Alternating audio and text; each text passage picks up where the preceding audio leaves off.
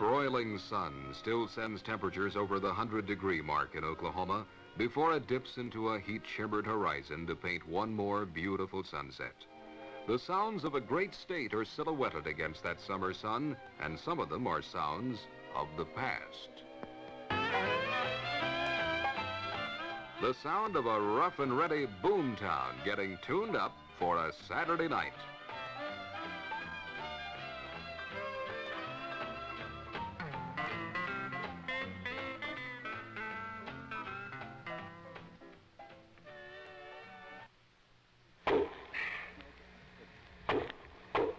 The sound of a backwoods whiskey still being pounded into oblivion by the sheriff.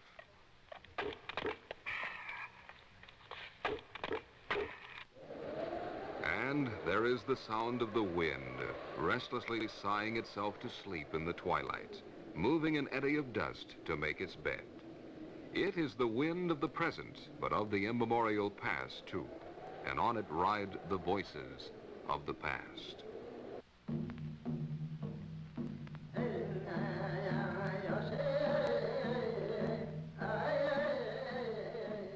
Only a grain of sand has run through history's hourglass since the Cherokee, Choctaw, Chickasaw, Seminole, and Creek Indians ruled this territory, maintaining diplomatic relations with the United States. And while their governments are gone, the voices of their past are still here. But there are other pasts which stand mute and silent over the Oklahoma landscape at sunset. Economic and cultural ghosts, which for all their lack of substance, are very real. There is the ghost of the oil booms. This was one of the biggest. And there are the outlaws. Just yesterday, the Daltons, the Doolins, Tulsa Jack, Cattle Annie, and Bonnie Parker hid from lawmen in the hidden ravines of Oklahoma. And now, they are gone.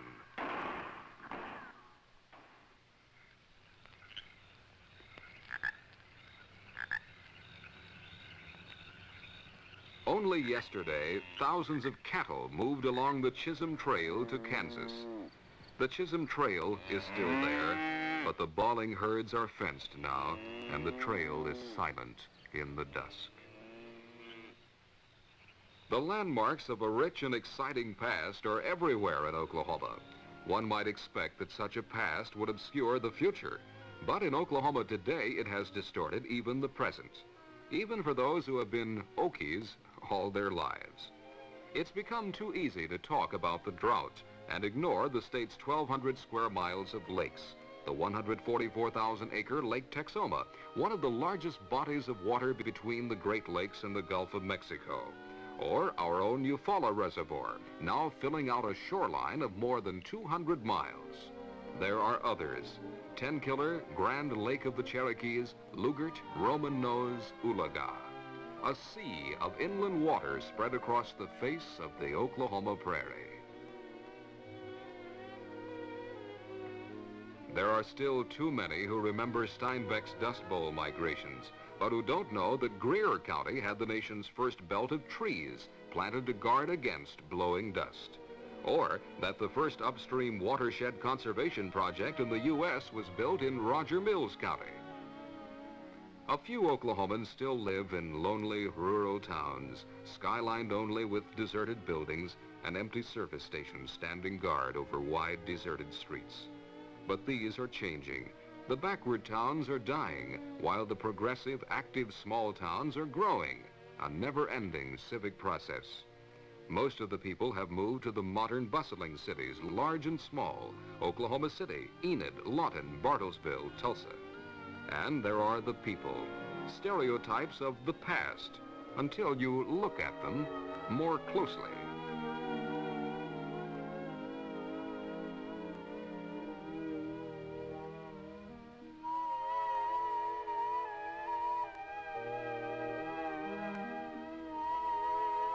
This is today, this is the present, and this is a glimpse of tomorrow in Oklahoma.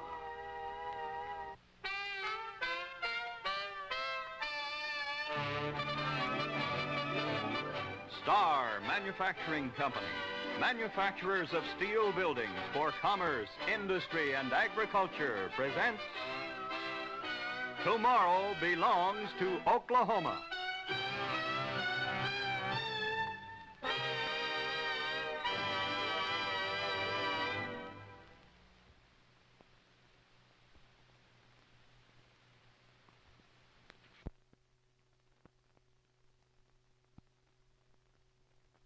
Realizing that the magic of Babson's Magic Circle can be generated in their home state.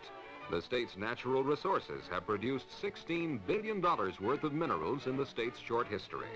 While the nation has been able to produce oil in only 1/10 of 1% of its total land area, Oklahoma continues to produce oil in 70 of its 77 counties.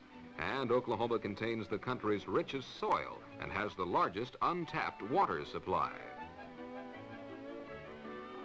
Oklahomans have recently learned also to look beyond the trees to see their forests, $50 million worth a year. 10 million acres of forest lands grow a greater variety of native trees than found in all of Europe. Yet the state is producing only 25% of its potential. And down in southeastern Oklahoma lies an even greater potential. Here in the hills, noted mostly for their scenic beauty, under the feet of a population generally thought to be mostly on relief, lies a treasure house of coal, high-quality coal in tremendous quantity, waiting only for low freight rates and an expanding industry.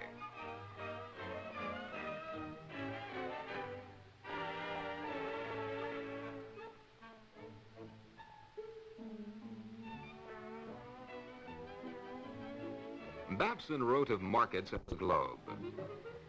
Oklahoma's general store carries a wider range of goods today, with state workers turning out airplanes and parking meters, helicopters and grocery carts, air conditioners and boats, braziers and baby foods, to serve not only the 42 million buyers with their $81 billion a year buying power in the state's market area, but the world as well.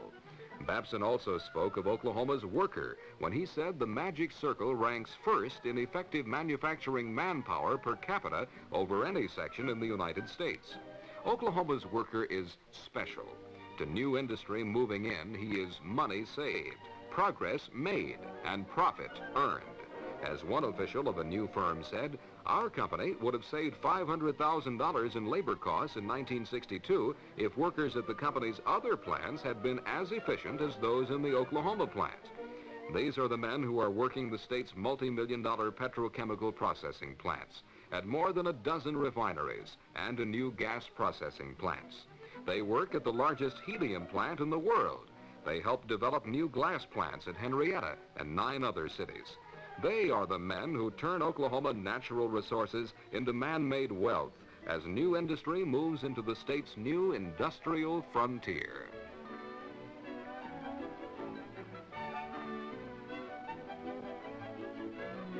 But Babson's Magic Circle was only a dream for Oklahoma's dirt farmers in the 30s. There was little magic about grubbing out the next cotton crop while watching the corn burn on sun-browned stalks. And the dream became a nightmare when the drought turned to dust. The dust became a depression, and then, just as Oklahoma was winning the battle for survival, a new disaster struck, a disaster that was to plant the seed of a new era. The disaster struck in 1943, when spring rains brought a 500-mile flood of destruction raging through the valley of the Arkansas River. It was the 70th time in 30 years that the river had gone out of control. After the floodwaters receded came the cleanup, directed by Oklahoma's newly inaugurated governor, Robert S. Kerr. It was then that Kerr learned of a plan designed years before by the Army engineers. The plan called for a series of dams, which would prevent the recurring floods and allow man to use the Arkansas water. Kerr also remembered that years before the Arkansas River had been navigable, and that there had been a plan to make the Arkansas navigable again. Here was the key to Oklahoma's becoming a vastly powerful economic giant within inland America. And the key had been uncovered by a water-swept disaster and placed in the hands of a man who through the coming years proved capable of turning that key to the future. Kerr saw that Oklahoma had long suffered from two major drawbacks: lack of dependable water where it was needed most, and a freight rate hump that was too great for most industries. The Arkansas River project involves an engineering feat greater than the construction of the Panama Canal or the TVA. The project is $200 million larger than the St. Lawrence Seaway. Yet, despite the cost, the mammoth investment will more than pay for itself in one generation. The opening of the Arkansas will give this area every factor which has gone into the Ruhr and Ohio valleys, the richest industrial areas the world has ever known. But the Arkansas River is endowed with a wealth and variety of resources unknown to either the Ruhr or Ohio.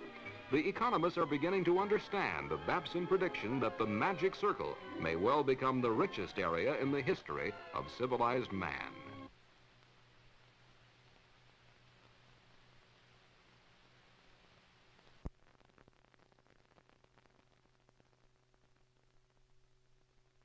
The doughboys were the job with the Oklahoma City Chamber of Commerce, though he had no idea what a Chamber of Commerce was supposed to do.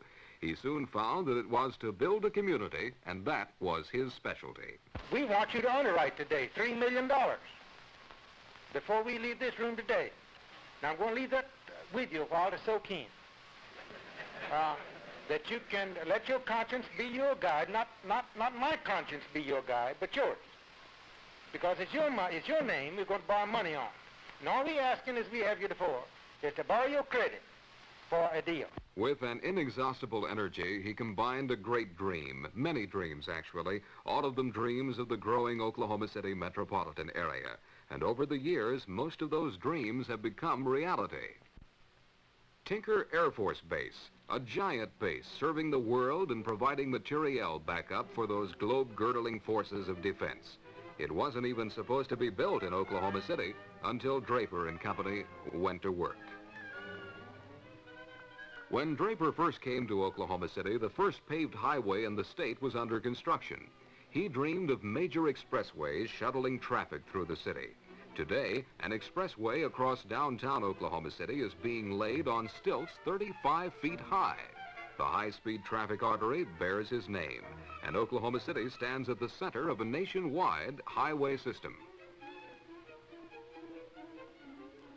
And it isn't by accident that Oklahoma City's Will Rogers World Airport is surrounded by wide acres of empty land to protect airport approaches and provide for industrial expansion.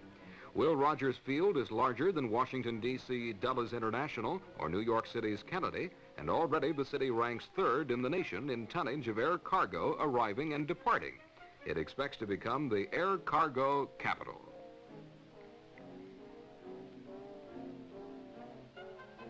But these are dreams of the past to Draper. What of the dreams of the future?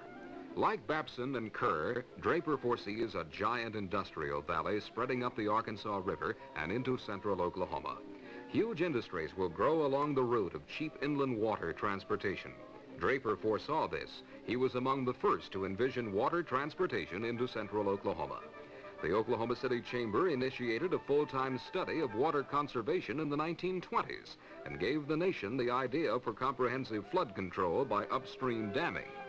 The Central Oklahoma Canal will soon link landlocked Oklahoma City to the world markets. It will open the city to the greatest flow of trade imaginable, if you can dream. Draper dreams of 94,000 new homes built in Oklahoma City within the next 10 years, of today's churches growing from 630 to at least 950 to meet requirements of the population in the 70s. Food sales will climb in Oklahoma City from less than $200 million today to more than $333 million by the 1970s. With barges linking the state to the sea and its ships, Oklahoma will become a truly international state, and there will be other ships, supersonic transports. Draper's dreaming has helped make Will Rogers World Airport one of the first in the nation capable of handling the coming speedy planes. Now he dreams of a vast complex of warehouses at the field, ready to hold the goods of the nation duty-free, awaiting shipment to markets throughout North America.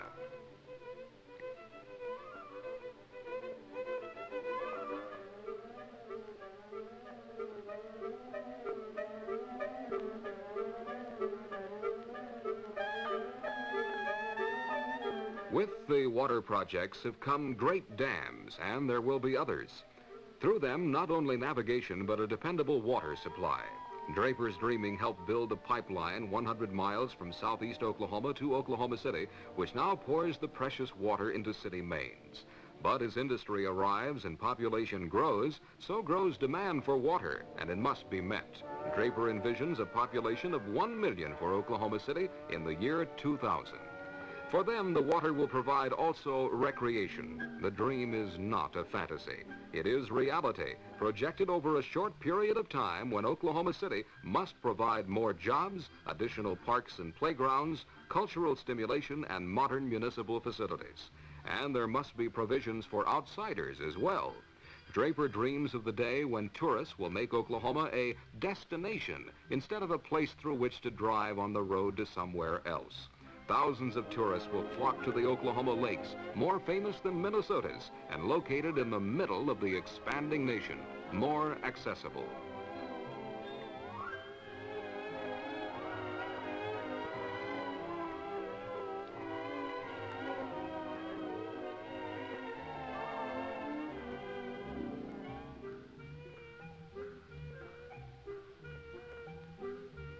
Draper was an early supporter of the frontiers of science and still believes that a higher learning complex will develop in the central part of the state. Students enrolled in one university or college will commute to another campus. By interchange and cooperation, tomorrow's youngsters will have the best offered by each university, a program of educational greatness. It is a dream, but as Draper says, knowledge creates understanding and transforms dreams into reality.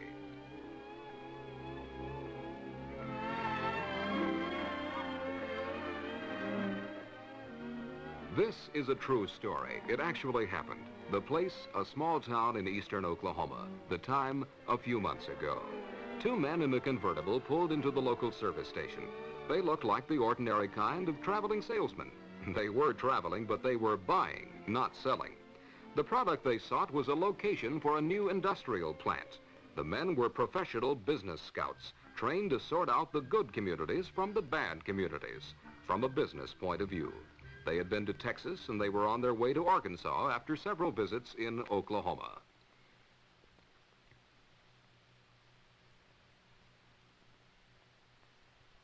Yeah, I think it's nice looking. Howdy, what can I do for you?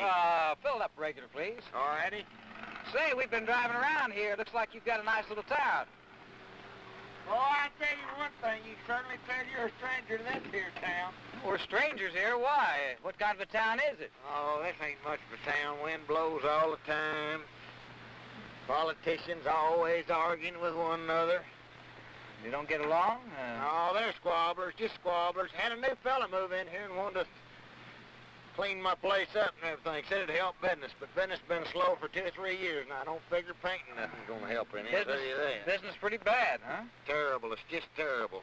You fellas from out of the state, are you? Yeah, we're just traveling through, looking around. Yeah, the further you can get out of this town, the better off you'll be. I'll tell you one thing we got to be proud of in this town, though. What's that? Well, for the last 7 years, they've been trying to get a bond issue across, but we've all got together and defeated every dadgum one of them. You beat them? Just beat them right out. Hear that? Hello, Miss Sims. How are you? Yeah, check that. You got those down there? They're going to be interested in what we found out here. That'll be $3, please. Okay, just a minute here. So you, voted all your bond issues down, huh? Sure did, boy. Not much business going on. You know what I say? How's that? I say if it's good enough for Grandpa, it's good enough for us. Yeah, okay. Thank you, Mom. You're welcome. Thank you. Appreciate all you talked to. Listen, I think we better get out of here and check that town out in Arkansas. This doesn't look too good. Thanks a lot.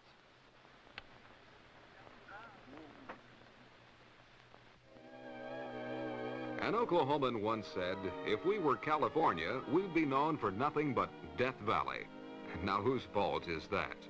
The next opportunity to sell Oklahoma is breaking on our shores like the ever-increasing supply of water. The future does belong to Oklahoma, but it must be claimed.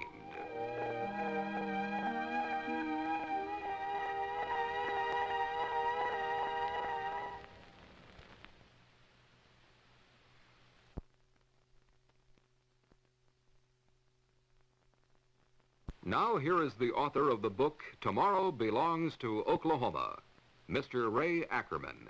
This is a land being shaped by its people and the people who move in daily. The mold is formed for the future, but it is pliable, waiting only for further shaping by men with new ideas. Oklahoma is growing.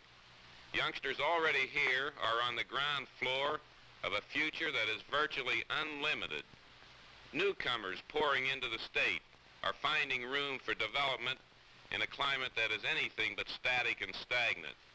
Newcomers find an opportunity quickly to mold their future and the future of the state.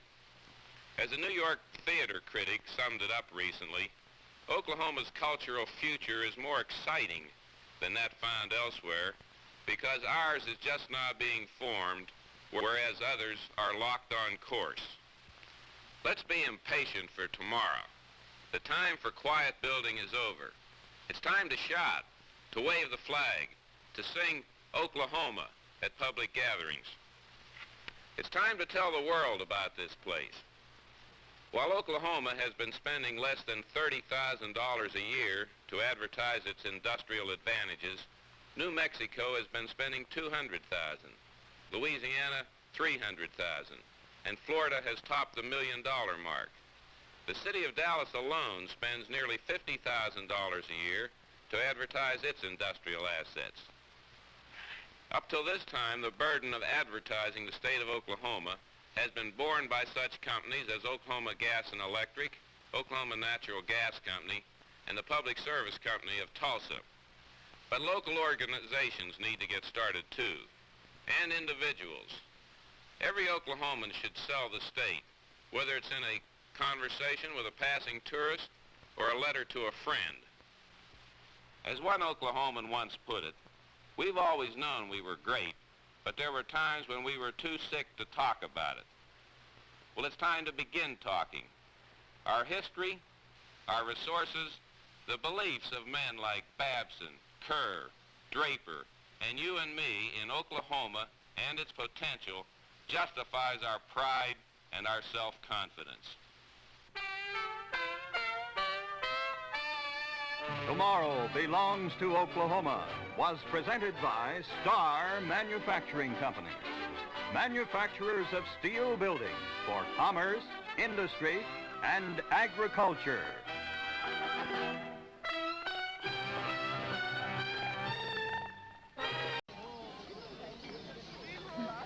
To Africa? To Africa?